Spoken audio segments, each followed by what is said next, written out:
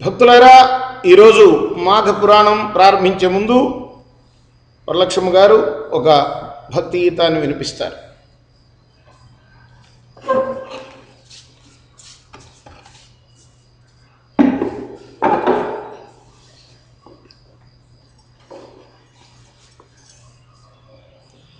రాయినైనా కాకపోతిని రామపాదము సోకగా, బోయనైనా కాకపోతిని పుణ్యచరితము పాడగా. రాయినైనా కాకపోతిని రామపాదము సోకగా, బోయనైనా కాకపోతిని పుణ్యచరితము పాడగా. పడవనైనా కాకపోతిని స్వామి కార్యము తీర్చగా, పాదుకైనా కాకపోతిని భక్తి రాజ్యములేలగా. రాయినైనా కాకపోతిని రామపాదము సోకగా, బోయనైనా కాకపోతిని పుణ్యచరితము పాడగా. అడవిలోపలి పక్షినైతే అతివ సీతను కావనా, అందువలన రామచంద్రుని అమిత కరుణను నోచనా. కడలిగట్టున ఉడుతనైతే ఉడుత సాయం చేయనా, కాలమెల్లా రామభద్రుని మేలు గురుతులు మోయనా.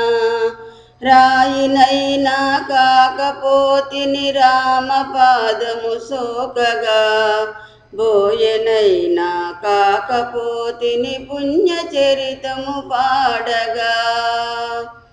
కాకినైనా కాకపోతిని ఘాతుకము గావించగా, గడ్డి పోసను శరము చేసిన ఘనత రాముడు చూపగా. కాకినైనా కాకపోతిని ఘాతుకము గావించగా, గడ్డి పోసను శరము చేసి ఘనత రాముడు చూపగా. మహిని మూగా జీవులే మహిమలన్నీ నోచగా, మనిషినై జన్మించినాను మచ్చరాలే పెంచగా. రాయినైనా కాకపోతిని రామపాదము సోకగా, బోయనైనా కాకపోతిని పుణ్యచరితము పాడగా.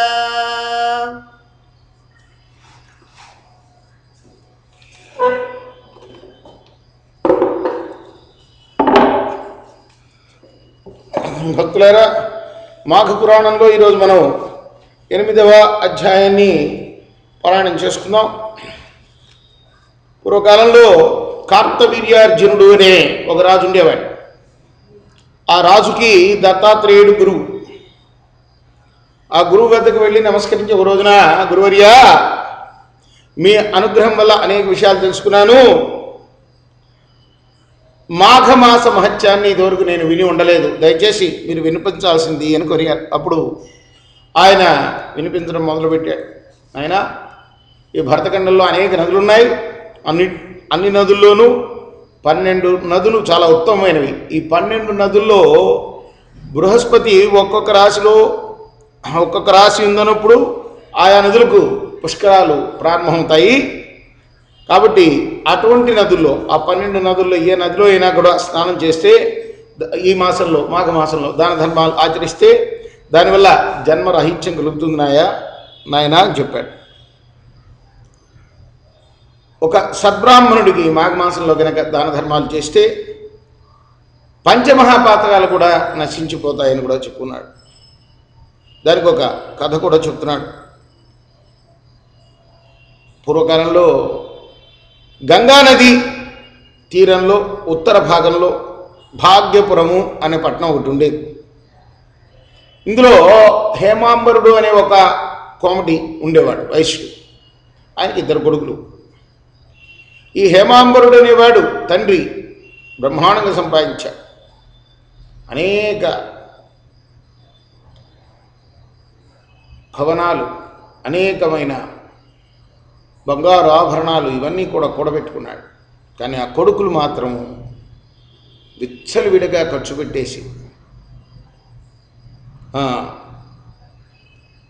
పెద్ద కొడుకు చిన్న కొడుకు కూడా కులభ్రష్టులైపోయారు. ఉంపుడు గత్తెలను పెట్టుకున్నారు. ఎంత నాశనం చేయాలో అంత నాశనం చేసేశారు. చివరికి పెద్ద కుమారుడు దైవవశం వల్ల అడవిలో తిరుగుతూ పెద్ద పులి నోట్లో పడి చచ్చిపోయాడు. అలానే చిన్న కుమారుడు ఉద్యానవనంలో విహరిస్తూ ఉంటే పాము కాటుకు గురై చచ్చిపోయాడు అర్ధాంతరంగా. అప్పుడు యమదూతలు వచ్చారు. వారిద్దరినీ యమలోకానికి తీసుకెళ్లారు. చిత్రగుప్తుడు వారి జాబితాలను చూశాడు. పెద్దవాడిని నరకంలో పడి ఉన్నాడు. యమలోకంలో ఏం జరుగుతుంది? నిర్ణయం జరుగుతుంది. యమధర్మరాజు చిత్రగుప్తుడు లెక్కలు చూస్తుంటే యమధర్మరాజు నిర్ణయిస్తాడు, నరకమా స్వర్గమా వాళ్ళకి. పెద్దవాడిని నరకంలో పడేయమన్నాడు, చిన్నవాడినేమో స్వర్గానికి పంపించమన్నాడు.